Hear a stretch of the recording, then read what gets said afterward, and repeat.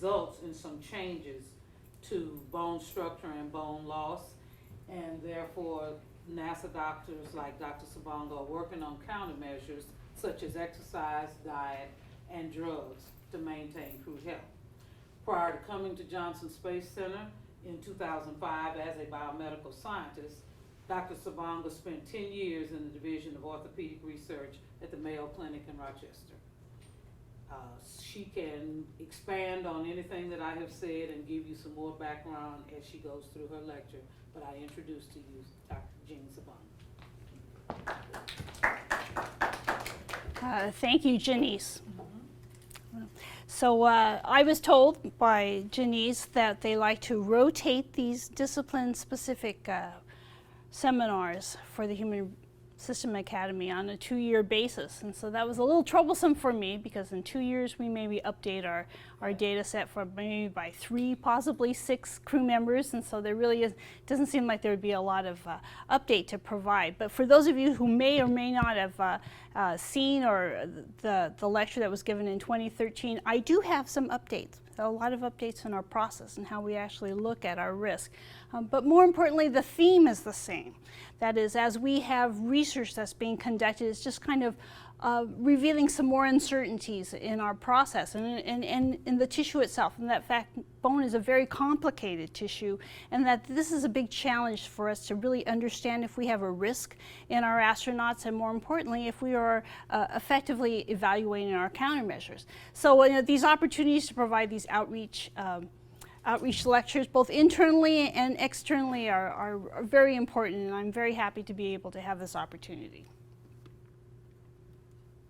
So when I came here back in 2005, there were actually 4 risks that had already been identified as being probably high priority for research that might be due to the consequences of being exposed to prolonged spaceflight. And when I say prolonged spaceflight, I'm talking by definition a long duration spaceflight is any mission that's greater than 30 days. And so this is important to note because you're not going to see data up there, for example, from space shuttle astronauts, because they've been up there in space for about a couple of weeks.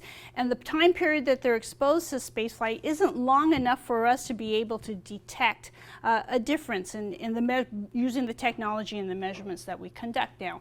But the 4 risks that were identified were the risk for early onset osteoporosis, the risk for bone fracture, the formation of renal stones as a result of exposure to spaceflight, and then there's also the risk for intervertebral disc injury or damage. Now, if you're familiar with some of the talks that I give, I spend a lot of my time talking about the 2 risks, early onset osteoporosis and bone fracture, because I think those are the 2 risks that are most misunderstood by this agency, because for one thing, we're not a healthcare facility, and we are focused on our mission, which is in fact to be able to explore space and keep our astronauts safe. So both of those risks, 1 and 2, are associated with fracture. So the first risk is the risk for early onset osteoporosis. We're focused on the condition. It's not so much, they're related to fracture, but it's a certain type of fracture. It's what we call a atraumatic fracture or fragility fracture. And what I have here is actually a definition that was kind of dated and it's kind of older. It's the type of fragility fracture is a fracture that would occur as a result of just daily activity. So more often we associate these fractures with the elderly, with the aged, because they have lived long enough that they would accumulate a lot of these kind of assaults or changes to the skeleton, that their bone condition would be so fragile, would be so deteriorated with low bone mass and severe structural integrity that they would in fact fracture with very little load or minimal load. But I want to emphasize that this is the intermediate condition, that we are trying to identify or detect when osteoporosis has occurred so that we can intervene before the person fractures. And this is particularly important for the elderly because amongst the elderly, because of their other comorbidities, if they incur a fracture, there's a high risk for mortality, for death during that first year after, for example, a hip fracture. Now, this is in contrast to the risk for bone fracture, in which we're looking at just the probability that bones are going to be overloaded because of the physical activities that the person is doing, or because they've encountered some sort of large mass. So this would particularly be a crush fracture, for example. So it's not, there's not a fall involved, for example. And so this includes what we call traumatic fractures. And what I found with working with this agency is when you talk about traumatic fractures, people are thinking automatically, oh, that's fractures as a result of big injuries, excessive loads like car accidents.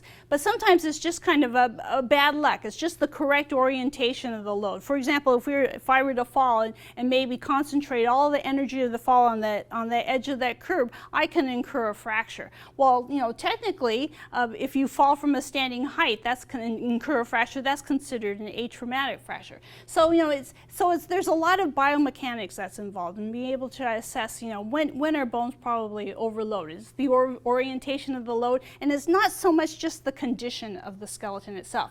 So you see here we have this thing called a factor of risk, where we actually have to calculate or estimate, okay, what are the applied loads to the bone and what is actually the failure load or the strength of the bone that with that relationship between the two that would cause the bone to be overloaded and fracture. So that was the way that was viewed all the way up until about 2014. And I actually am what you call a risk custodian. I bring the research data, I bring the clinical data, I bring kind of the current status quo of those risks to our human system risk board. And it was decided in 2014 that we were actually going to try to combine those two risks because they were related to fracture. And so this is actually, in fact, what we've done. So now this risk for osteoporosis and the risk for fracture have been combined to this risk for bone fracture due to spaceflight-induced changes to bone. So you see here that we're addressing the risk to the astronaut by being able to gather up data or collect data that in fact shows that it's specifically due to what happens during a spaceflight. And so we have a risk statement here, and it usually takes the same format of given the A, there is a probability of B. And there's a lot of work that's put into these risk statements because it's very important in terms of risk management. But I went and gave a layman's kind of version of this risk statement. And essentially it's just saying to the astronaut, because of your prolonged exposure to space, your bones after spaceflight might not be as strong enough to do the same activities you did before spaceflight, and you may incur a fracture. So the crux of this whole risk is the fact is, how can we determine when the astronaut is most likely to fracture? Is it during operations, during the tasks that they do during mission, or is it during its long-term health as they come back to the loading environment, and perhaps the changes they incur during spaceflight are going to combine with the changes during aging, and so they might occur at a much younger age than we would expect. And so it's important for us to understand when is the best time for us to determine when fractures are going to occur, because this is going to help us to decide how critical it is to mitigate and when we should mitigate and what type of intervention should we do. Do we need to do this during the spaceflight mission, or can we in fact mitigate this risk after they come back to Earth? So in the overview for today's talk is I'm going to go over the data that we have. Certainly, what do we know? What are those bone changes that we have in the astronaut as a result of spaceflight? So it's looking at the data and trying to explain, what those data mean to you, and that's the challenge that we have. It's trying to understand how do we translate those objective measures to really a risk to human health and performance.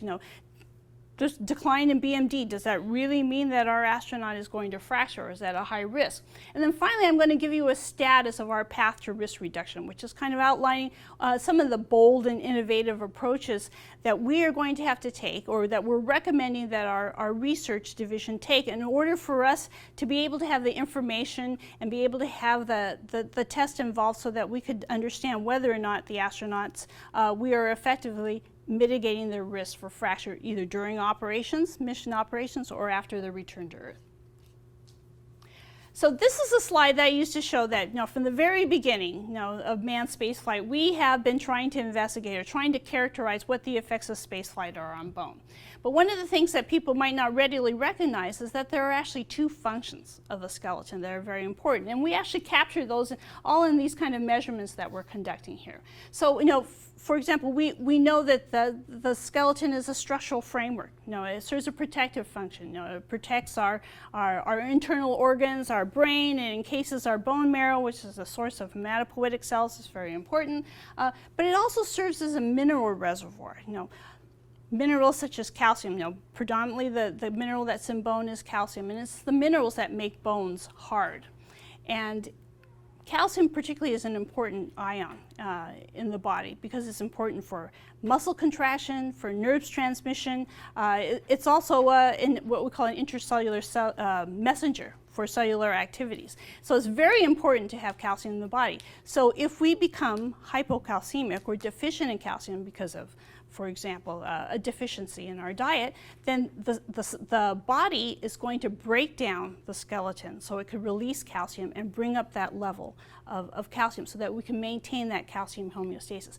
This is really important. In fact, it takes precedent over the skeleton being having enough integrity to be able to protect and allow mobility in our body. That's the other part of having strong bones, is you've got these muscles that are attached to the skeleton that enable us to be mobile, and so bones need to be strong enough to be able to take those muscle forces. So in order to be able to look at the integrity of bone, we focus on technologies from the very beginning that looks at how much mineral there is in bone. So these are kind of what we call densitometric technologies. There's single photon absorptiometry, and then moving up into the era of the International Space Station, we're using our DEXA technology, quantitative computed tomography, and what we call peripheral quantitative computed tomography, and I'll talk about those later when I show you the data. But as far as the other function of the skeleton, to be a mineral reservoir, that's when we started to look at some of the biochemistry. So there's some of the tests that we do in there, and essentially these assays that look at kind of the general addition and subtraction of mineral from the skeleton. So we're looking at the excretion of calcium in the urine in our fecal material. We were doing that early on in manned spaceflight. We look at calcium balance. So, how much calcium are we taking in from the diet, and how much calcium are we excreting out through urine. And then we also, now in our era of the International Space Station, we're looking at bone turnover markers, which are biomarkers that tell us something about the degradation of the mature bone collagen matrix.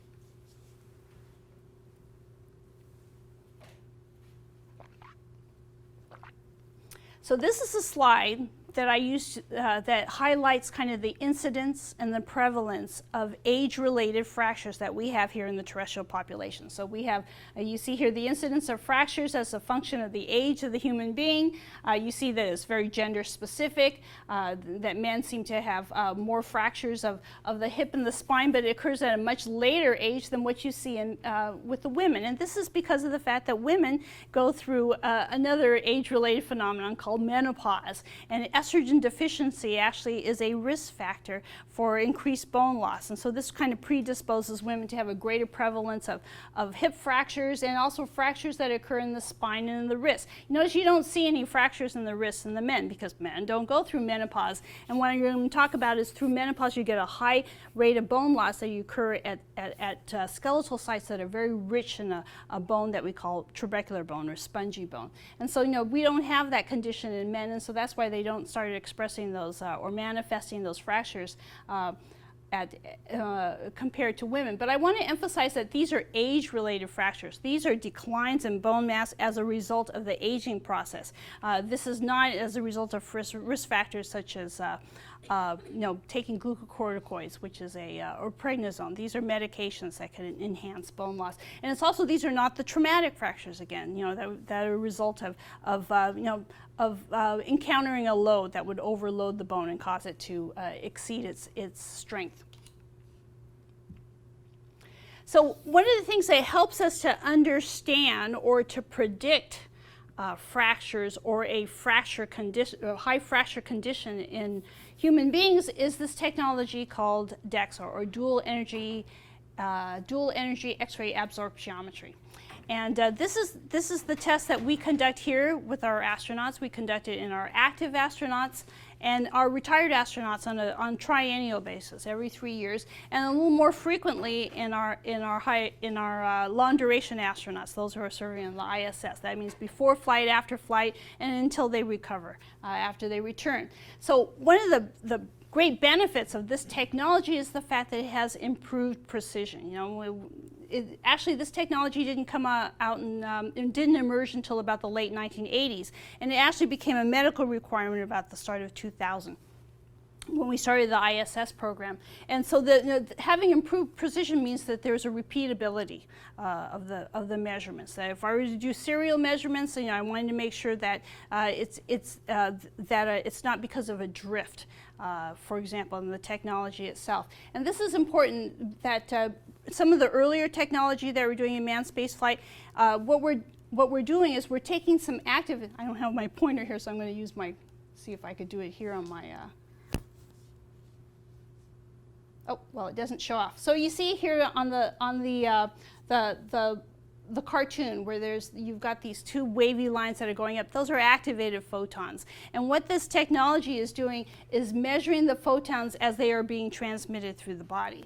And so you see there's a detector up there at the top, and the detector is going to measure this attenuation or this reduction in the energy of these photons. And this is because as the photons are coming up through the body, they're being absorbed at different rates, whether they're going through hard tissue or they're going through soft tissue. And this is why we have dual energies, because it helps us to delineate kind of that absorption in those tissue. And so in some of the earlier technologies that we're using in manned spaceflight, we used to use, the technology used a radioactive isotope, gadolinium. And this would actually cause, would decay, and so this would cause a drift in the technology and the measurements. And so with this X-ray technology to activate those photons, we actually have better precision. There's a better, there's a better repeatability of our data because there wasn't this drift. It's actually the very low radiation involved. The exposures that we do with our astronauts are probably, on the realm of, less than a chest X-ray, probably on a transatlantic airplane flight, you probably get more radiation exposure. The other value of this is it had a very short scan time. It didn't take a lot, so there weren't a lot of artifacts that were due to motion, for example, and that you can also scan the whole body so that you could actually parse out various sections of the skeleton. So you could look at the lower section or the arms or the head just through one scan. But probably, those are benefits that are imparted by the technology itself. But probably the best benefit that came out of it has to do with the guidelines that we come out that are derived from all of the measurements, because of the fact that they've applied this technology to multiple population studies. So that we were able to do a measurement of the bone mineral density and translate it to the incidence of fracture. So we could use it for its predictive capability.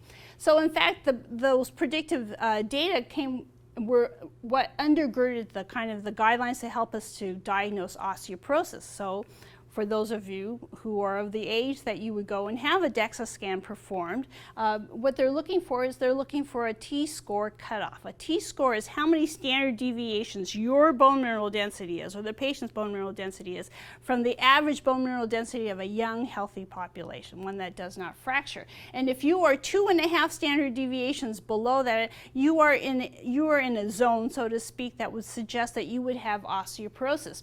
But one of the things I wanted to highlight is those guidelines came from a statement that came from the WHO, the World Health Organization. And it said that such a cutoff value identifies approximately 30% of postmenopausal women as having osteoporosis, using measurements at the spine, hip, or forearm. Those are those sites that were, had high prevalence of fracture as you get older. And this is approximately equivalent to the lifetime risk of fracture at these sites. So the important point I want to highlight is the fact that these were guidelines that were developed for postmenopausal women. And postmenopausal women, and not for young, healthy astronauts that are exposed to a very novel environment such as spaceflight. And then I also want to highlight that it was this number 30% that seemed to resonate with this World Health Organization. And so it's it's kind of somewhat arbitrary. It's this panel getting together and saying, well, what would be a clinically useful cutoff? And they decide upon that. It's not based upon hard science that says, oh, this measurement induces these changes in bone, and that reduces the strength of the bone, and this is what leads to a high risk for fracture. So you see that it's based upon epidemiological data and not really on hard data of the changes that are occurring to the bone itself. So one of the things I want to highlight is, if you look at the distribution of bone mineral density in the aging population, you're going to see it goes from ages 50 all the way down to the 80 years. And so you see there, in fact, that when you're up at age 80, that there are probably a third of those people are, below minus 2.5 t-score. But if you look at the younger people at age 50, there are very few people that are up there at that realm. And in fact, one of the reasons why, this probably accounts for the fact that people who are in addition to the fact that there are very few people that are less than minus 2.5 t-score, but you also notice that if you look at the probability of fracture in the population, that the 50-year-olds, even if they had a very low t-score, of minus 2.5 or even to minus 3, they have a low probability of fracture. So remember, it's the probability of fractures that requires intervention. It requires a clinical response. This is for those of you who have ever taken courses in medical ethics. You don't want to test somebody unnecessarily. You don't want to treat somebody unnecessarily. So you want to be able to have a test that's sensitive enough that's going to pick up the people who are at high risk for fracture. And the fact that people less than the age 50 are not at high risk for fracture is one of the reasons why we do not conduct DEXA measurements in terrestrial medicine for people who are less than age 50 or which includes the premenopausal women, or probably women who haven't entered menopause in the perimenopausal stage. So around the time, about the late 1980s, that's when DEXA technology came on board, and NASA decided that we were going to implement this surrogate that's used for fractures in terrestrial medicine as a medical test for our astronauts. So you see, so the guidelines came about for about 1994, and is about just prior to our long duration missions on the Mir and then the ISS. And so this seemed to be an appropriate test to be able to collect this data and to be able to assess whether our astronauts are at risk. So understand, even after what I just explained, that those guidelines aren't for people who are less than age 50, you have to understand that back in the 1990s, we had no idea. We had no idea if astronauts were going to come back with osteoporosis or very, very deteriorated state of their bone. And this was the only evidence-based guidelines that were available, and so it was very appropriate for us to be able to apply this and to use this to monitor the health of our astronauts. So we adapted this for our purposes. So you see here that here are those guidelines saying that if you're within one standard deviation of young normal, which would be that 0 there, the average of the t-score of 0, being equivalent to the average bone mineral density of a young normal person. If you're within, you're considered kind of in the normal range. Then you're considered to have low bone mass if you're between minus 1 and minus 2.5 t-score, and then probably having a diagnosis of osteoporosis if you're below minus 2.5. So NASA decides that we're going to adapt these as our medical standards, and this is found in our NASA standard 3001. So you see here that we're going to consider that minimum threshold for normal as being the standard for being considered fit for duty, fit for flight. And then we also have a permissible outcome limit of a minus 2 t-score. And so that means that we do not want an astronaut to return from a mission below that t-score threshold.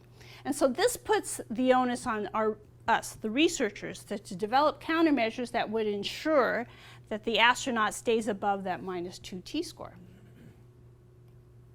So while we are starting to apply this test to our long-duration astronauts, in terrestrial medicine, they're applying, of course, the test to just boatloads of people, abundance of population studies, because we have a lot of older people, we have a lot of postmenopausal women out there. And one of the things that they're starting to see as they apply the test in these populations, and as they are testing countermeasures or interventions, is that there are some disconnects.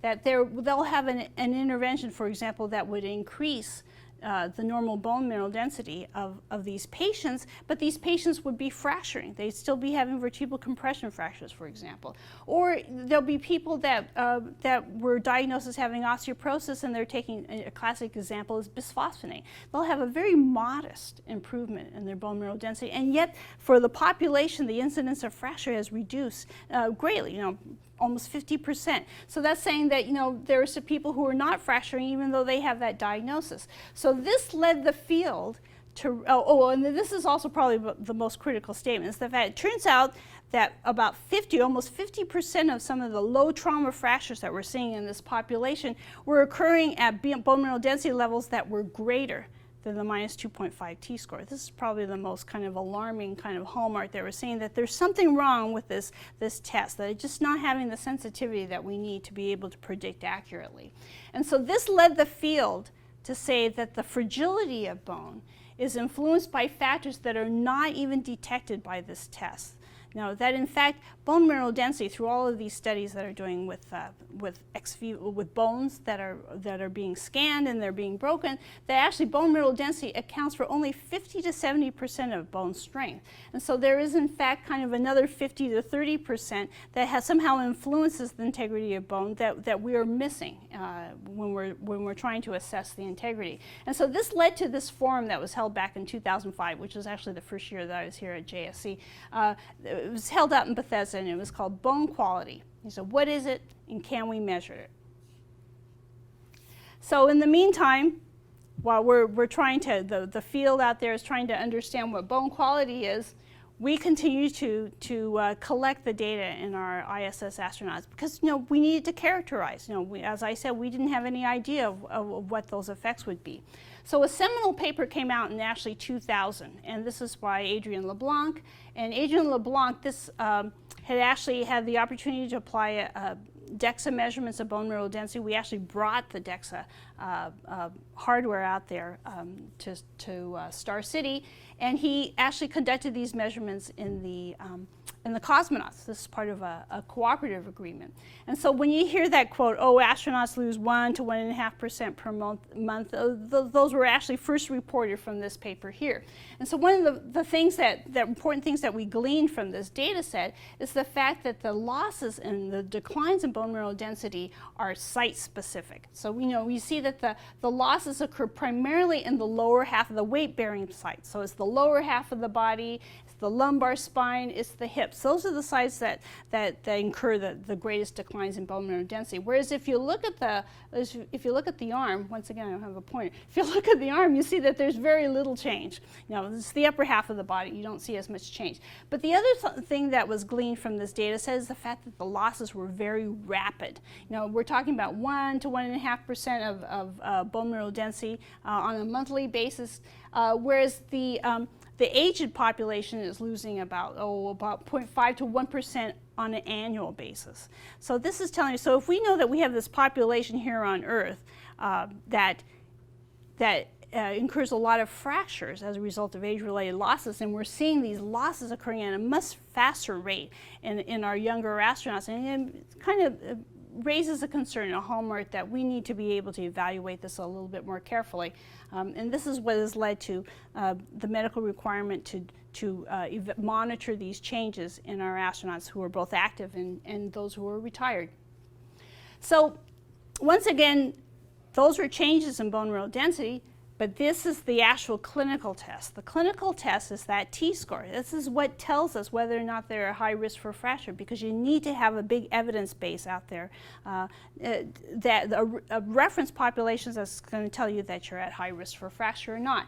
So essentially what we have here are the changes between the pre-flight t-score and the post-flight t-score for all of the astronauts that are serving on the ISS. This is actually the first 10 years, and their data are superimposed on top of those guidelines that are highlighted here below that. And you see that these are for the lumbar spine, the femoral neck of the hip, and the trochanter of the hip, which are clinically relevant sites for fractures that we occur here as a result of the aging process in the older population.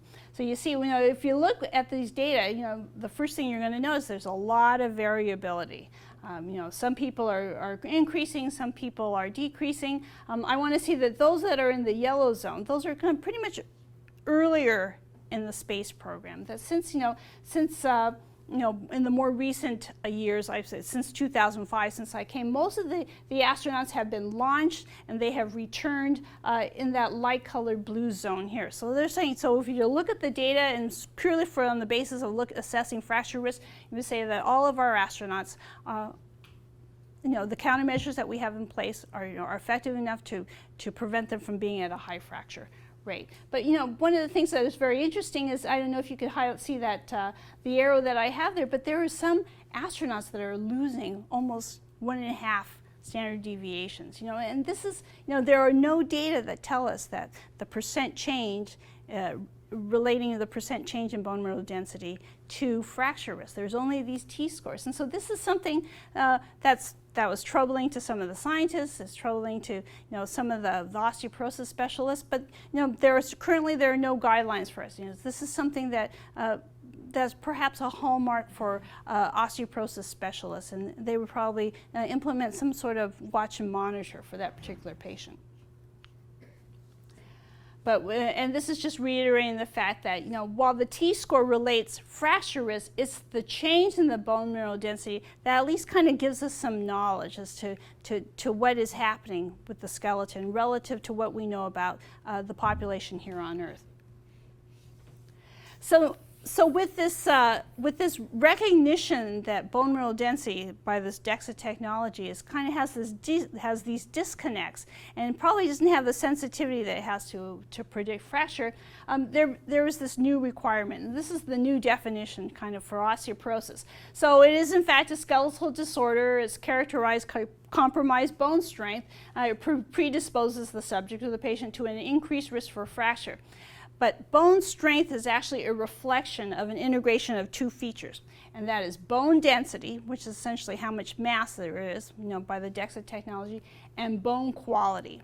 But then the big issue, of course, is what is bone quality? And so when we had that forum meeting back in 2005, this is just a slide that I borrowed that just kind of exemplifies just the number of candidate measures that could be out there that could probably account for that other 50 to 30% of bone strength that might in fact change and influence fracture risk. So let's go back to look at our data to see what kind of projections that can we make about a risk in our astronauts based upon the data that we've been collecting. So I just want to say we don't collect this data, but one of the things that you may or may not be aware of is that bone is very unique in that it is a tissue that renews itself. It's what we call it remodeling, and so and this is, if you're going to it remodels in these little quantums of bone, or what we call bone remodeling units. But the other second thing that you have to remember is that you should kind of glean from this slide is the fact that it's a highly regulated process. You see so you have a bone tissue here that has different colors there, and that kind of reflects kind of the age of the bone. So the darker bone is actually the much older bone. So as part of this renewal process, there has to be some sort of signal, some sort of message that goes out that says, okay, this older bone needs to be replaced. It needs to be renewed. And so that's what you see with those initial kind of rings that there's a signal that goes out. Then the cells, they're called osteoclasts, have to come in and they have to break down that bone.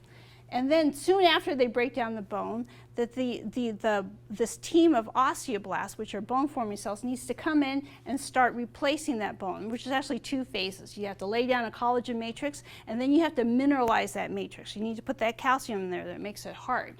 And so you see that there's a very orchestrated process. The fact that the resorption has to occur first, that the formation has to occur afterwards, and it has to occur in the exact same site.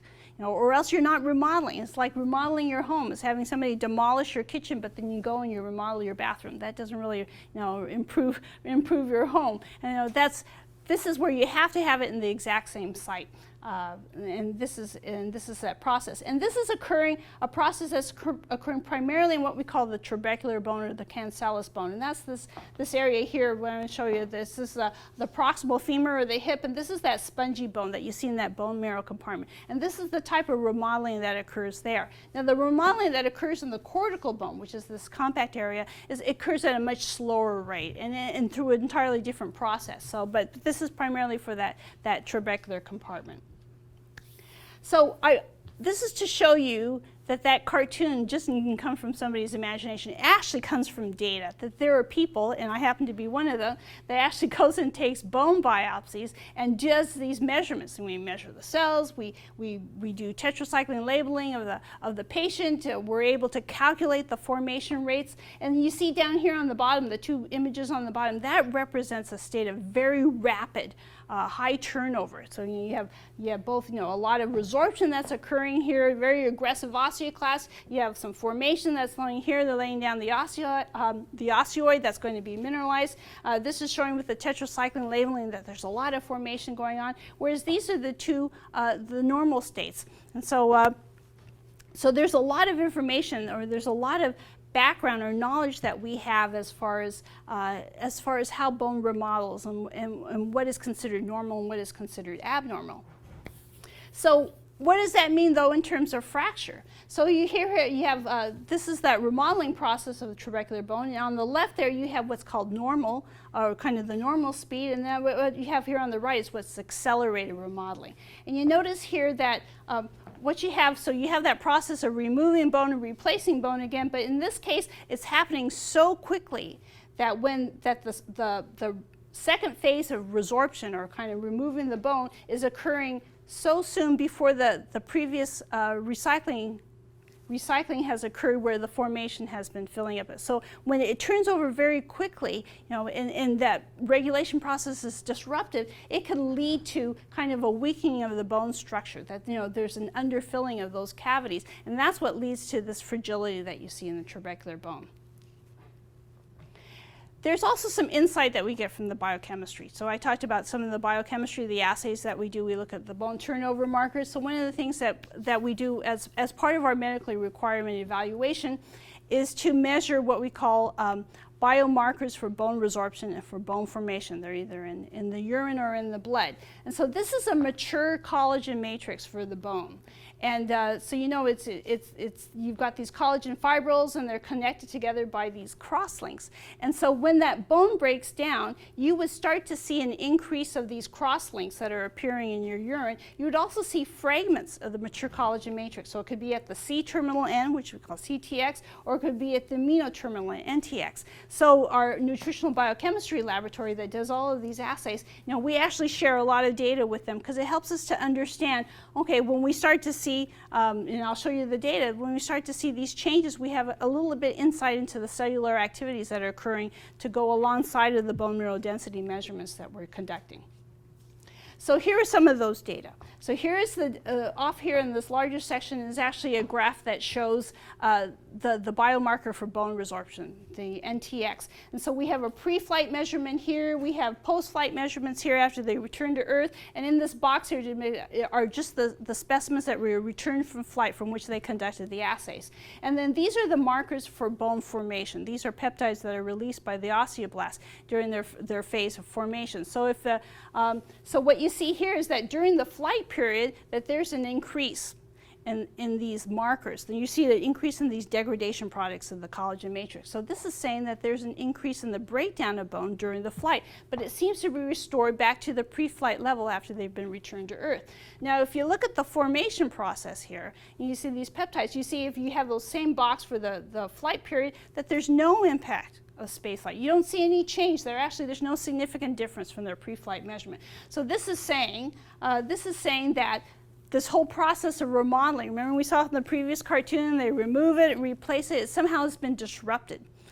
So you've got an increase in the breakdown of the bone, and then you also have a formation that's not responding. So if you're having bone being taken away and you're not having any bone that's being formed, this is suggesting that there's going to be this underfilling and that we're going to have this net loss in bone. And so this is what we call an uncoupling of remodeling. That is, the communication between those cells has been disrupted, and this is what's leading to, when you have this cumulative effect, this is what can lead to deterioration of the structure and to the osteoporosis. Dr. Sponger, just a quick question on that. Sure. Am I correct in understanding on the right-hand graph, though, there's an increase in deposition? Yes, after return. So this is the R+0, and this. So after the greater than month, there's an increase up here, and it's probably in response to, ambulation back here on the 1G environment. So the Right, the resorption returns to its pre-flight level, and then so in response to the loading that we have. Yeah. Is there any data beyond the end of that graph that you know of that shows it comes back to a normal level of formation? There may be. I don't believe he has. I think he's. I think Dr. Smith from the biochemistry lab, I think they have measurements at 6 months. I know for bone mineral density we go a little bit further out, but I think the 6 months, I think by 6 months they may be restored. So there isn't a kind of a clinical reason for them to continue. No. Doesn't stay elevated. Well, it has not. So otherwise, there would be, plus there wouldn't be really a clinical reason for them to, to be able to evaluate. If there might be a concern, there might be, if there were a concern of some sort of pathology that was associated with that, then there would be a justification for continuing those tests. But so they must be restored. To the best of my knowledge, they're restored by 6 months after return. Okay. So one of the things I want to emphasize for you is that we can use this information to just get a kind of an idea of what's happening with the bone cells, but it doesn't tell us where that bone is being lost. It doesn't even tell us how much of that bone is lost. And for that reason, you cannot use bone turnover markers to say anything about fracture risk. What the clinician uses this for when he's treating a patient is he wants to see if there's a response to therapy. For example, if you have a condition where there's a high bone resorption and he gives you an anti-resorptive pharmaceutical agent, he wants to see, do those markers go down? So this is his way of confirming that there is a response to the therapy, and maybe whether or not he has to change it, or he or she has to change it, or kind of modify the therapy. So here's the data that we have for the bone mineral density. And this is a busy slide, so I'll take a little bit of time. So once again, we've got these clinically relevant sites, the hip and the lumbar spine, that we have these osteoporotic fractures. We also include the pelvis. This is because the pelvis is a nice large bone. There's not a lot of variability at this site. And so, we've consistently seen a lot of loss there. And so we continue to evaluate this. And so we actually have 4 groups that we're looking at here. So these blue diamonds here represent the Mir spacecraft era. So of course there were only 7 US astronauts during that spacecraft era. So these are predominantly cosmonauts. And then these are ISS astronauts that had accessibility to the interim resistive exercise device, whereas the green triangles here represents the astronauts, ISS astronauts who had access to the advanced resistive exercise device. So if you know anything about that hardware, the interim resistive, the IRED, for example, only could provide about 300 pounds of resistive force, whereas the ARED can provide up to 600 pounds of resistive force. And to maintain bone mass here on the Earth, you need probably mechanical loading that's about 2 to 3 times your body weight. And so, this is probably kind of an insufficient load for them as a countermeasure up in space. So you see. And then finally, in this lighter green triangle, these are those astronauts who had exposure to the ARED, access to the ARED hardware device, but in addition were participants in the bisphosphonate study. And so bisphosphonates are a pharmaceutical agent, drug, particularly cylindronate was the drug that was being tested, that's used in postmenopausal women as an anti-resorptive. It suppresses the breakdown of bone. So you see with each one of these kind of combinations of exercises and the pharmaceutical agents, that you see that there's a stepwise increase in the amount of bone mineral density decline as a result of the space flight. So I forgot to explain that the y-axis there is the change in bone mineral density from pre-flight to post-flight over the entire mission. This is not on the monthly basis that we sometimes report, but it's over the entire mission. So you see that the decline in bone mineral density is actually getting less and less as we implement the better, higher fidelity exercise device. But one of the issues that we have is the fact that what you see with the bisphosphonate is that to the managers, to others who are interpreting, is the fact that, okay, well, what is causing that increase? Is it the ARED exercise, or is it the pharmaceutical drug? There is a significant increase in that mean value compared to just the ARED exercise. So, this is a big operational issue because you don't want to have to give a pharmaceutical drug to an astronaut if you can avoid it. You want to be able to just address the risk factors, because this is typically a young, healthy population, and we don't have clear-cut evidence that they are at increased risk for fracture. We only have evidence of the risk factor, that they have a decline in bone mineral density. So one of the things that we also use DEXA is as a research tool, right? It's the T-score that tells us whether the fracture risk, but we're taking a pre-flight snapshot and we're taking a post-flight snapshot. But it doesn't tell us anything about the dynamics that's occurring actually during that space flight mission. So if we have no change between our pre-flight and our post-flight measurement, does that say that the integrity of bone in the post-flight period is the same as the pre-flight period? Well, we actually don't know, because we don't have any information that tells us about what's happening during the mission itself. One of the things, once again, is we turn to the biochemistry. The biochemistry tells us what's happening with those cells. And so this is actually the calcium excretion, how much calcium is being excreted out in the urine. You see, so up above here, here's this line here represents kind of a zero change, and this is the increased excretion, and this is a reduced excretion, and you have here, here's the Mir spacecraft, here's the ARED, changes with the ARED exercise, here's changes with the in the Mir, and this is changes with the IRED exercise, and these are all above zero. That's saying so that there's still an increased excretion of calcium in response to these exercise devices, but it's only the bisphosphonate, the addition of the bisphosphonate, that actually kind of suppresses that breakdown of bone, which is being reflected by the excretion of calcium.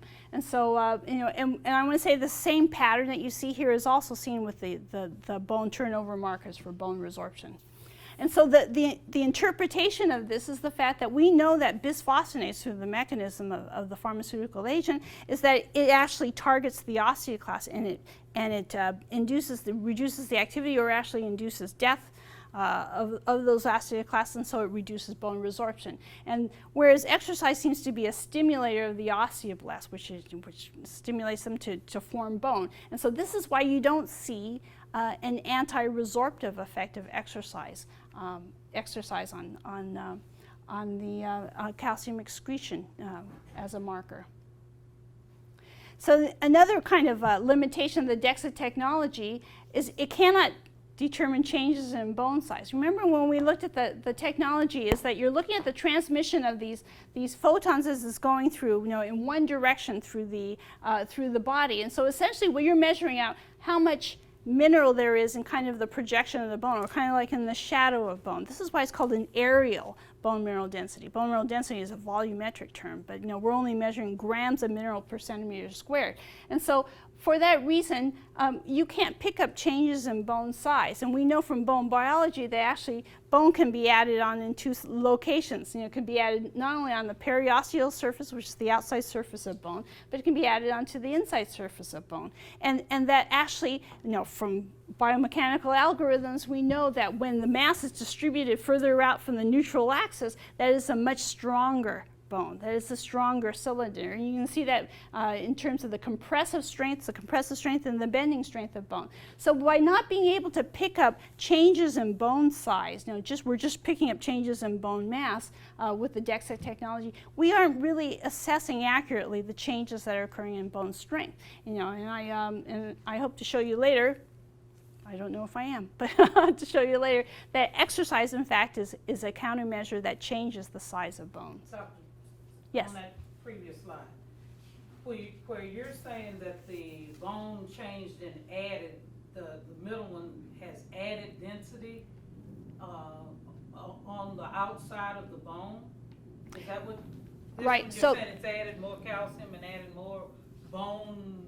Right. So I haven't actually. This is I have another image that shows this better. But in fact, there are two areas where bone can be added. It could be added here on the inside surface, right? Or it could be added on the outside surface. Okay. Does it stay? If it's added on the outside, does it stay, or does it just go off into your bloodstream or off? No, it stays. This is bone that's staying. It, maybe through the remodeling process it might be replaced, so that might be another issue. But those are the two sites. But you notice that there's a biomechanical advantage to adding it onto the periosteal surface. Right. And in fact, and I don't know if I cover it in this talk because there's just a lot of things I can cover in bone biology, but we see this with aging humans. As aging humans start to lose bone as part of just the aging process, we learned this from anthropological studies. So as the aging human is starting to lose bone through the aging process, their bones become wider. And it's how bones, kind of physiologically try to restore or try to regain strength in the context of losing bone. So we have wider, thinner bones. So there's a biomechanical advantage to adding bone on the outside surface. You can add it onto the inside surface, but primarily that would be through kind of preventing bone resorption that's occurring on the inside surface, because those cells that break down bone come from bone marrow, and so they attack the surfaces that are next to bone marrow or to blood sources. So we tend to degrade bone here, and it gets thinner, and by giving an anti-resorptive, you're actually slowing down that process and allowing bone formation to increase, and so that's how you could put it on here. But the human body is pretty smart, and through the aging process and through exercise, it's going to add, preferentially it's going to add bone to the outside surface, because that's where you regain most of your strength from biomechanics. This reminds me of if you had taken the training that we had on NASA safety culture, and you heard Brian O'Connor relate the story or the sign they used to have out there that said, trust in God, all others need to bring data. And so I've been asserting, I don't think we need to bring data. I think we need to just bring off a textbook off the shelf on bone biology, and essentially, because collecting data, especially in our flight program, is pretty expensive. And so we need to know. So this is why I like these outreaches. Try to kind of increase our understanding, our awareness of bone biology and how it relates to what we're trying to do in our program, and how we can make our program probably more efficient if we have this understanding. So here are data from ISS astronauts. And these are astronauts that had been scanned with quantitative computed tomography, which is another technology that's used to assess bone mineral density, but enables you to actually capture a true volumetric bone mineral density, and also to be able to assess the contribution of bone mineral density from a cortical bone compartment, which is that hard compact shell, and also from the trabecular compartment. And I compared the data that was done in 8 ISS astronauts that were scanned anywhere between 2 to 4 years after return. This is actually an extension of a flight study that was conducted by Dr. Tom Lang of University of California in San Francisco.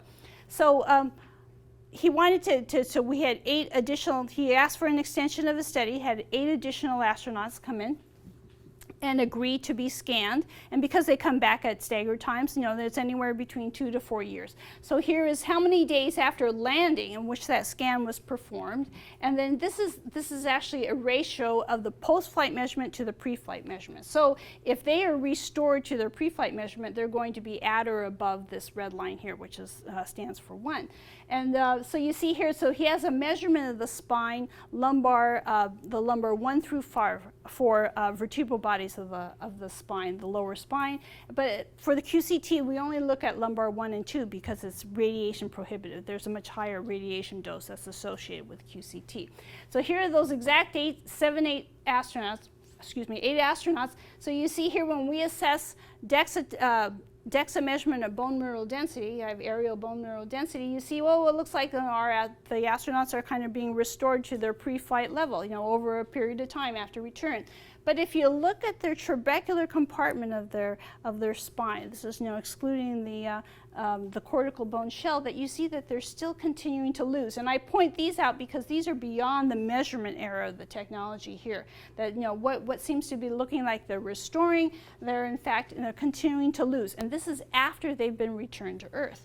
So this is not only just for the spine, where you see this discordant pattern, but we also see it for the hip. We see it for the proximal femur, which is the hip. That you see that what appears to be kind of a restoration of their bone mineral density, and this is what we do through our medical tests that we conduct in our astronauts. But through the research technology and for these research participants, we see that they're still continuing to lose bone mineral density, at that site that we could capture with the QCT. So, and then there's a concern for this very rapid effect that we see. You know, remember when we talked about, I showed you the cartoon, that if there's a very rapid loss, there seems to be kind of a disruption or breakdown in that scaffolding that you see in the trabecular bone. And this is what is thought to be kind of the big contributor to what we see in the vertebral compression fractures that we observed in our postmenopausal women. So you see here that there's kind of a collapse. This one's called a codfish fracture, compression fracture, because of this disruption that you see in this trabecular architecture. You don't have this directionality as you do over here. You see this loss of connectivity, big gaping holes. This is what leads to this deterioration of this vertebral support and leads to the kyphosis that we see in our women. But but we don't know what's happening with the astronauts, after the male astronauts particularly, because of the fact that men don't go through menopause here on Earth, but they go through a rapid bone loss up in space, and so it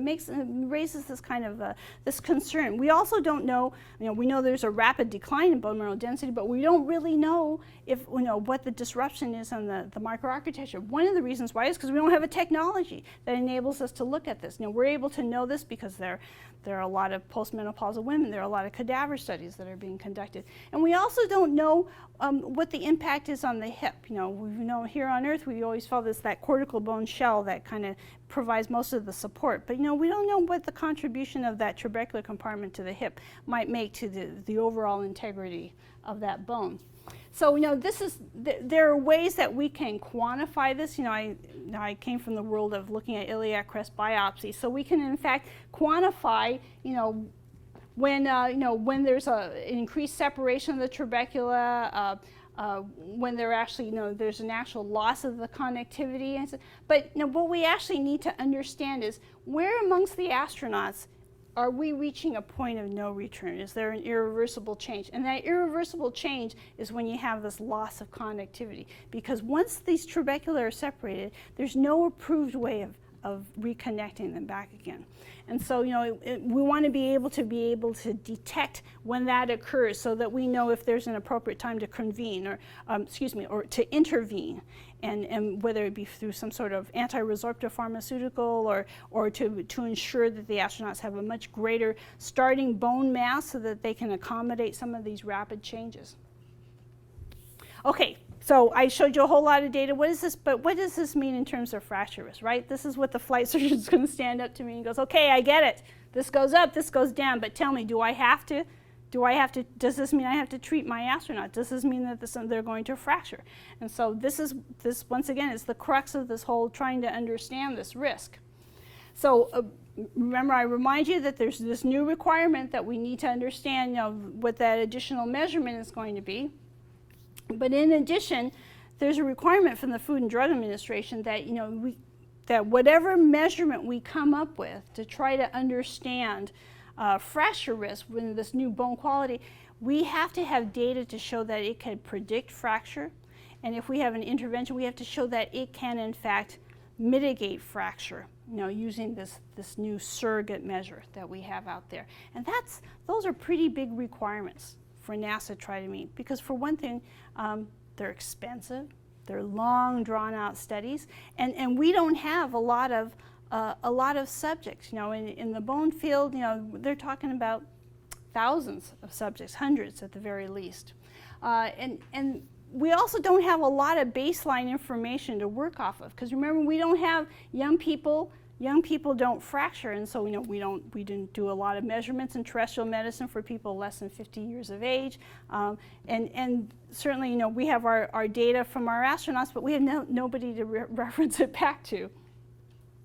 And we also have a population that's predominantly male, and men aren't considered to be kind of targets for understanding osteoporosis, where our focus is on females because being a female is a risk factor for it.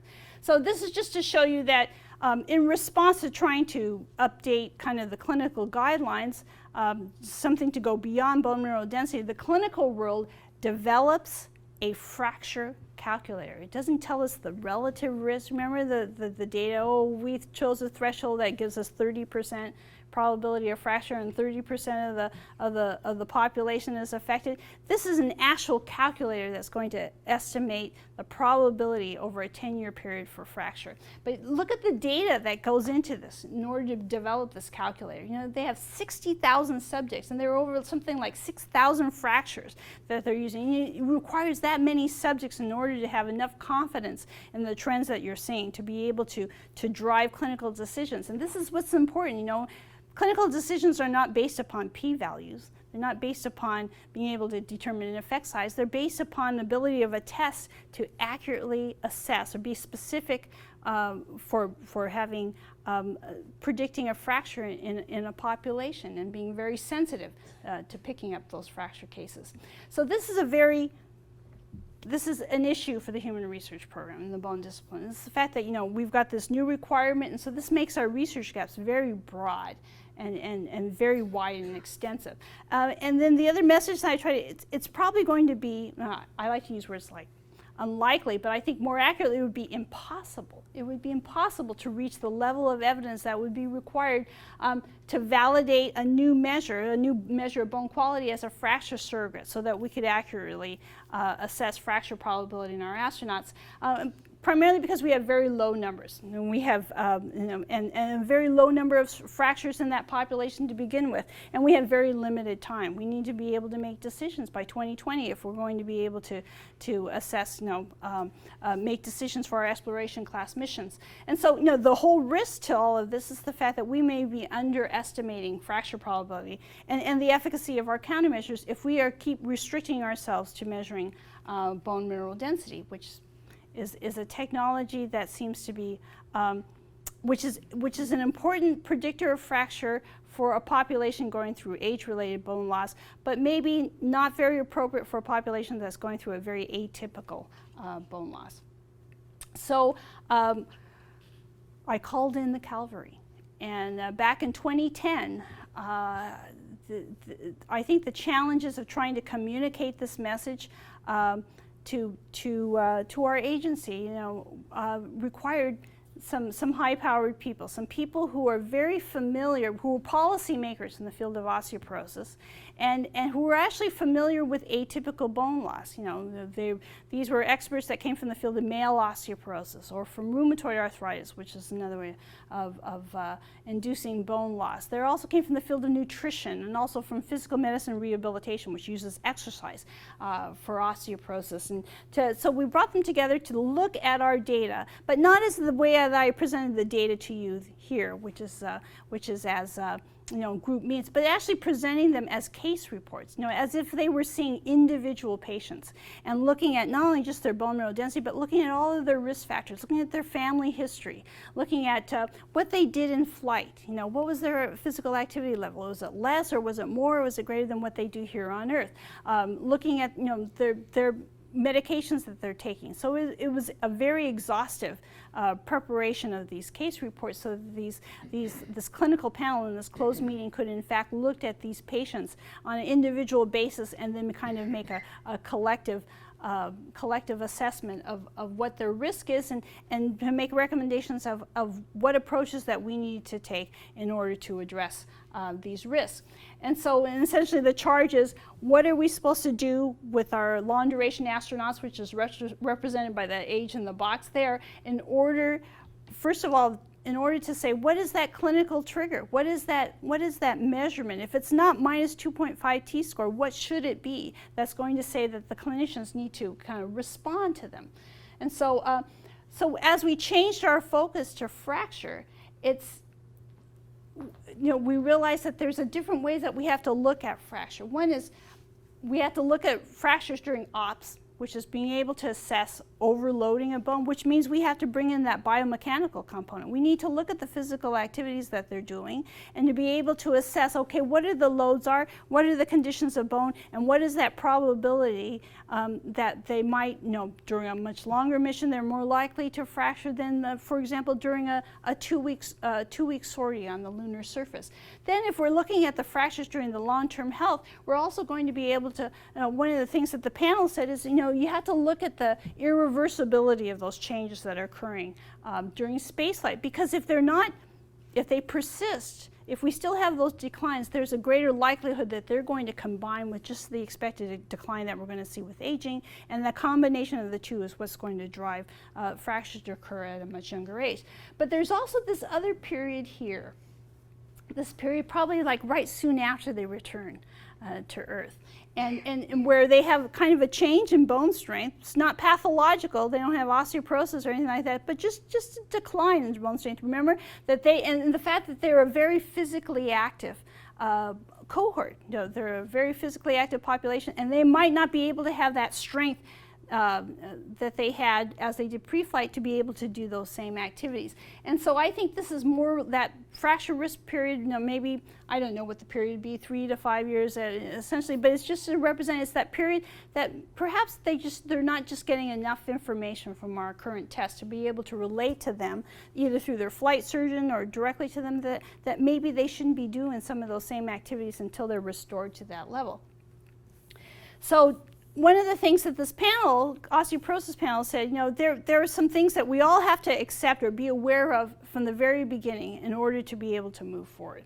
And one of which is the fact that bone is a very complicated tissue, which means it has a large variability. We are not all clones of one another. There's a lot of factors that influences those bone cells, and this is why we respond differently. Some people respond to a countermeasure where other people do not. And so as a result, it requires a large number of subjects in order to develop clinical practice guidelines, because there's ethics involved in this and being able to not treat somebody unnecessarily. Of course, NASA has our constraints. It's constraints that everybody has. We have low subject numbers. Our data come in very slowly, but you have to remember that it's probably even more pronounced for the bone tissue because of the fact that we've got the high variability. We have very little baseline knowledge. I've focused on that already. But also remember that the panel could say from their experience with population studies in terrestrial medicine that they had asserted that the changes up in space are unlike the changes that we see here on Earth. So you cannot use the guidelines, and you cannot necessarily use the technologies that's required to be able to assess the risk in our terrestrial population for this unique environment, for this very novel assault to the skeleton.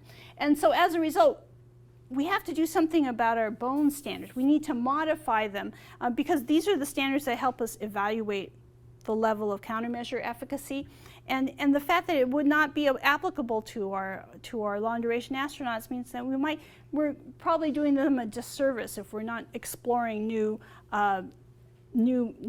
countermeasures and using new technologies to be able to evaluate this a little bit more effectively. And so, given the constraints that NASA has, as slated here, this panel suggested that we needed to explore transitioning some of these research technologies into the clinical arena. And this is probably this is so that we can get answers and get some increased gain in knowledge in order to be able to make those decisions for those exploration class missions. This is probably one of the biggest challenges that we have here, that I have here as the bone discipline lead at JSC. So let me tell you, okay, this is what research is doing in order to get us down this path to risk reduction. So this is kind of a status check. Remember, we know we have this uncoupled bone remodeling that might lead to net loss in bone. We have this very rapid bone loss. We suspect that we have this microarchitectural disruption because of the fact that we have a rapid bone loss. I didn't share data, but essentially we do in fact have a perturbed endocrine system, because it's responding to kind of the transient hypercalcemia that from bones being broken down, and as a result, the endocrine system is responding as though we were replete in calcium, as opposed to being having a detriment in calcium, and so as a result, we're not absorbing calcium in our diet; it's excreted out more. And then there's also this issue with belief perseverance. I don't know how many of you have taken the innovation and inclusion training that we have here at JSC, but that's one of the things that was highlighted by the leader, Steve Robbins, is the fact that sometimes we have such a perseverance to a particular belief, and in this case it would be bone mineral density, that when people are presented with new data, they can't accept it or they don't recognize it because they're so in tune with this bone mineral density. And particularly because of the fact that our data with bone mineral density is looking really good now. It's looking very encouraging. You saw that with the stepwise increase with the exercise. So so people are not understanding the limitations of the technology and kind of the limitations of the guidelines. So where do we start? We have all of those things. So these are the areas that the bone discipline has been asserting that we need to start because of the fact that there is already some technology that's out there. It's emerging, it's being developed right now that's enabling us to look at things like the geometry of the bone or the microarchitecture of the bone, non-invasive tests. In addition, we have to look at the loading conditions. Once again, looking at the relationship between the loads, the biomechanics involved in some of the tasks that the astronauts doing, or even some of the activities that they're doing after return to Earth. This is some of the data that we have from the QCT from those studies. You remember there's an extension. The important part of this slide is the fact that we are missing information by not using QCT. Here's the DEXA technology. We're missing the information that comes from the trabecular compartment. From the QCT is telling us that the trabecular compartment is losing bone, but it's losing bone at a different rate. And you saw from the recovery studies that that we're seeing a continuing decline that we're not monitoring if we're just staying with the DEXA technology. So as a result, we have a study. It's called HIP-QCT, and we're trying to demonstrate that this can be used for surveillance in order for us to be able to assess that clinical trigger. Remember I asked the panel, what should we actually be assessing that says the flight surgeon needs to do something?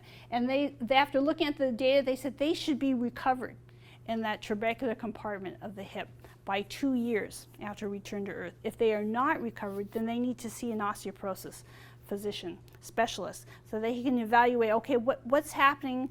Do you have a risk factor that's accounting for this fact that you're not recovering? And perhaps if they're not recovering, then maybe they need to be treated with something like an anabolic drug, like Forteo, so that they don't combine with those age-related changes. But these are all recommendations that would come back. But as far as it goes as surveillance, they need to be able to evaluate this recovery if this is occurring.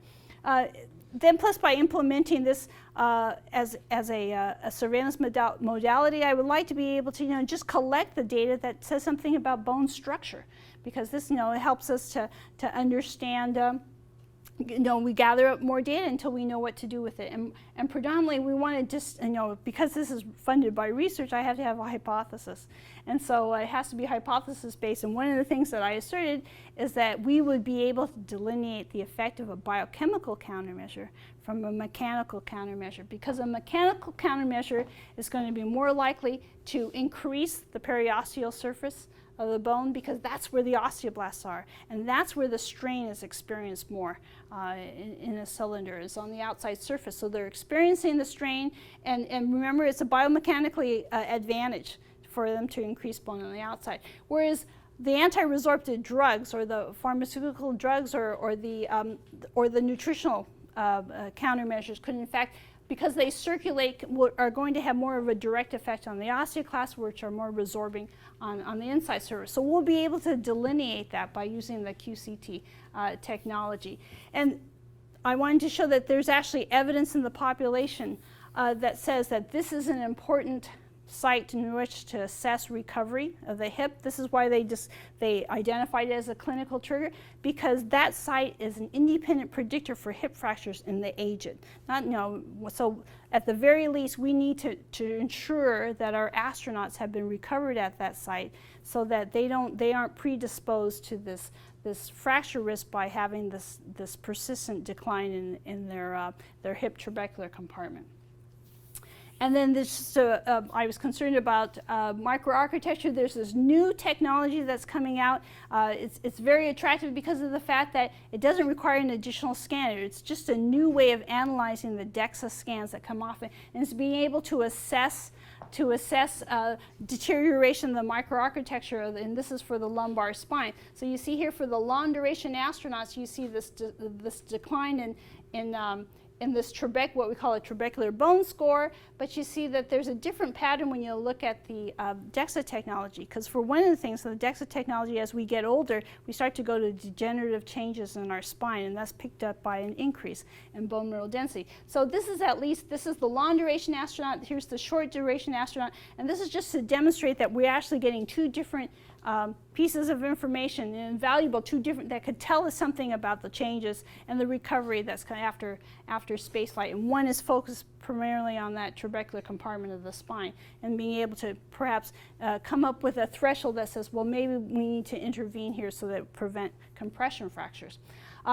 Then finally, I'm going to leave you with this, probably one of our most innovative and probably one of the most innovative approaches to looking at the risk, which is using finite element modeling. And this is a computational tool that's used by engineers to be able to assess the failure load of complex structures like cars and bridges and things to that effect. And so there's a handful of biomechanical engineers that have actually applied this to biological systems, one of which is Dr. Joyce Kiak, who's out of UC Irvine.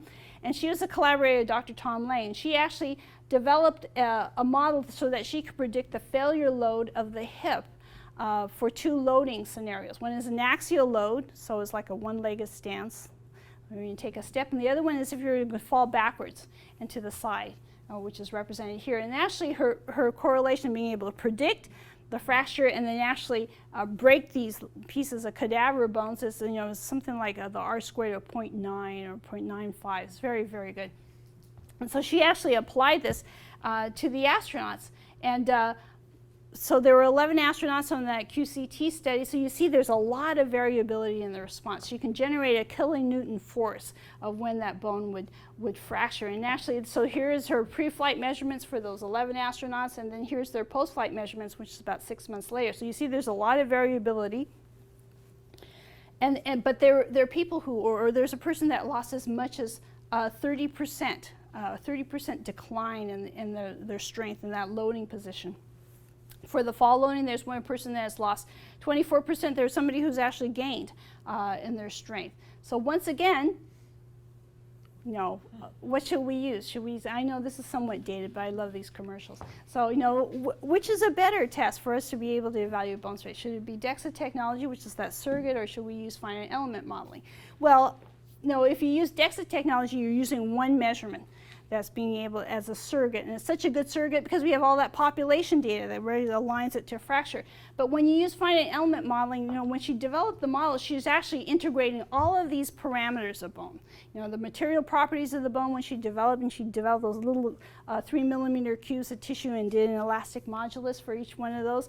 She's also looking at the loading. She's looking at integrating that into looking at, once again, the biomechanics of it. And so with that, you can come up with an integrated measure of their strength, and that this can be individualized for each one of the astronauts. You're not trying to look at a trend overall, but you could use it to assess and manage the risks for the individual astronauts. And this is probably what it's going to take because of the fact that we have such a small population. And we're not going to be able to come up with that level of evidence that I said that drives clinical practice guidelines.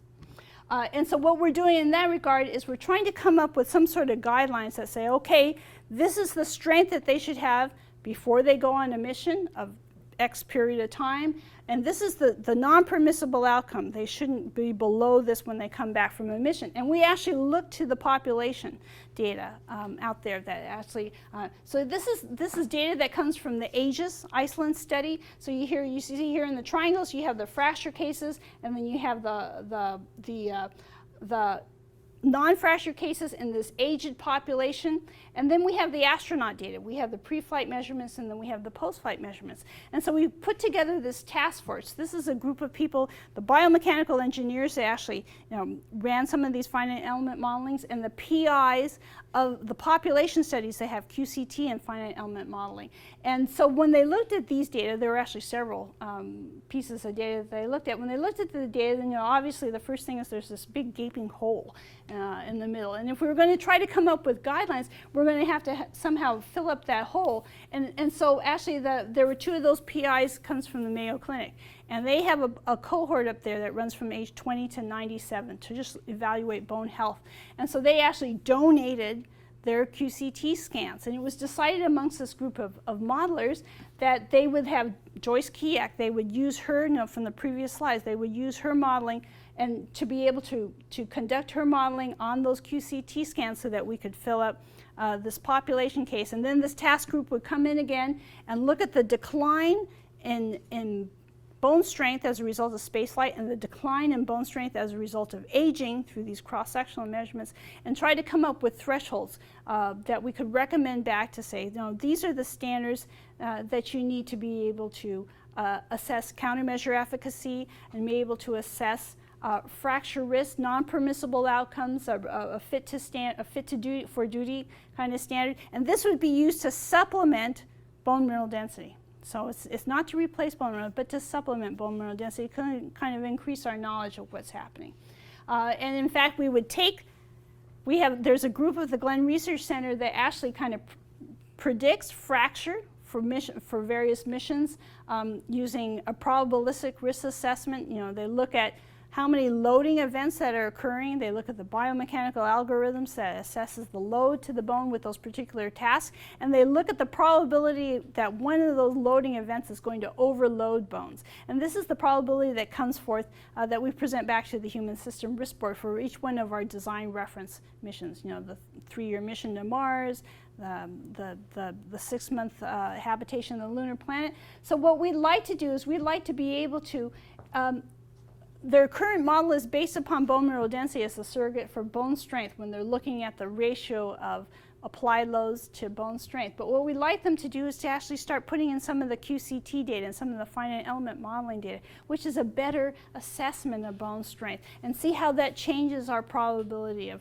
fracture during operations. And so they do this for the missions, but we'd also like them to do this for after astronauts return to Earth, to be able to assess, are they, at an increased risk, because they don't have to necessarily have a pathological change in their bone. So just to summarize, in our path to risk reduction, we're using predictive modeling in lieu of trying to count the number of fractures that we have in our astronauts.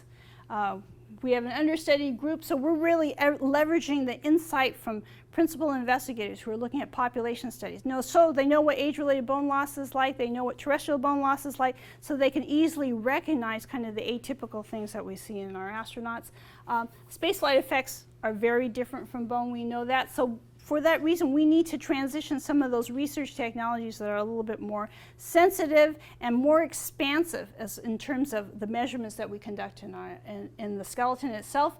And then we also need to, because our standards are not applicable to the long-duration astronaut, exposed to spaceflight, we need to kind of transition some of these very innovative approaches to assessing bone strength using finite element modeling.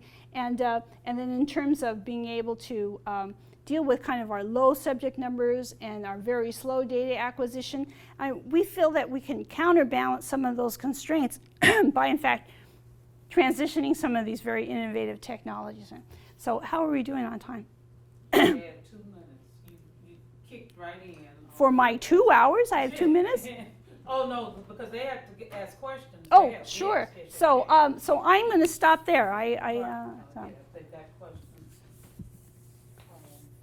This gives you a chance to answer, and if sure. any of them have some things that you've hit on that they want to check out. Mm-hmm. And as I said, we appreciate the lecture that she's done today, and we also have the bone tour 2 days from now. Where if you have not signed up for the Bone Lab tour, please sign up, because she'll be conducting that as well, so you can actually see in practice some of the things that she's been talking to you about. So I will say we don't do QCTs here on site. We go across the street at the hospital at Christus St. John Methodist Hospital, so we won't be taking you there. But probably the theme of the whole study is there's levels of uncertainty that we still have to deal with, and we try to minimize those also as we do the measurements. It's not an issue of having somebody lie on the table and press a button. There's actually a science behind the measurement, and that's what we're going to try to demonstrate on Thursday, if you want to join us on the tour. And then I did have a question, because when you started it off, you said there, that every 2 years, as we try to go through our academy classes, do you feel 2 years is too soon, too long to bring back, something that's, quantitative and, relevant data change to what's going on with bone Well, studies? I will say that this Bone Summit panel that we bring in to make recommendations, and they actually keep reviewing the results of the recommendations. Like if they say, okay, bring us QCT data, then they review it periodically to make sure that it's doing what it was proposed to do. And when they said that they should come back every 3 years. So I would follow that recommendation. I think 3 years might be enough time for new data to be accumulated and to really have an impact. Present. Yes. For your finite modeling, for the study that the doctor did in Ivy, does she analyze the bone as a solid structure, or does she analyze it with porosity and with the composition difference in bone? You're talking about the Iceland study? Mm-hmm. Okay. So I am not a modeler, so I hope I can do justice with this. So she divides, so she has a QCT scan that provides the density, of the whole bone structure. And then she does all that computational work. Oh, I'm going to have my fellow chime in afterwards, and maybe he'll be able to enhance what I'm saying. But she does the computational work that divides that QCT scans into individual elements. So she has the bone mineral density of the individual elements, which when she developed her model, she actually had 3 millimeter cubes of bone, which she scanned, did their bone mineral density, and then she ashed them to know exactly what the mineral content is. And then before that, she also did a stress strain measurement. So she has the elastic modulus for material properties for that. So she has all of that information. So she does do the whole bone and with the individual elements in there. So it's going to capture, the trabecular compartment and the cortical compartment for the whole bone. Of course, 3 millimeter elements, it's not going to capture kind of really some of the fine structure of the trabecular compartment. So we're limited by the 3 millimeter size element. So it might not be able to capture some of the perforations, and so that's where we need some newer technologies. And some of them are emerging now. They just need to be validated in the clinical population. And so this is my fellow. This is Dr. Luke Citro. He's a presidential management fellow, and he actually is helping in our lab in being able to transition that technology so that we have that capability here on site, so that we can do it, as opposed to continuing to contract out with our collaborator. Do you have anything to add to that on that? No, I believe that's correct. From what I understand of FEM, it's something that you take into account the overall density of the bone, which calculates the cortical and the trabecular, and then it calculates the voxel strains between individual voxels relative to one another. So I think it would have to take into account the trabecular, from what I understand. Mm-hmm. So, And what program did they utilize? The software? I don't know FEM. I don't know. Well, this is her It's UC Irvine program. Yeah. Do you have a question? Any other questions? All right, well, I thank you all for coming today. Please do not forget to do the surveys on your way out. And as I said, please go into Saturn and sign up if you are interested in going on the tour. And our next lecture will be in April 7th, Space Medicine Medical Operations. Here, Joe DeRay is going to be doing that one at 1 o'clock. And several of our employees in May